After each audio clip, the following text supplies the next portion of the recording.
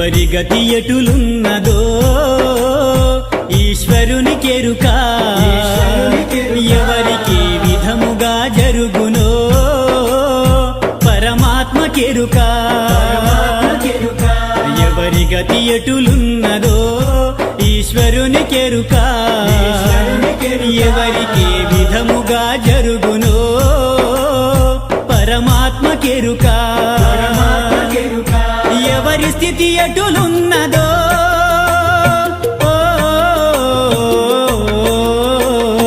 ఎగసి ఎగసి పడుటే కాని అలవి కాదెవరికైనా హరిహర బ్రహ్మాదులైనా అనుభవించక తీరదు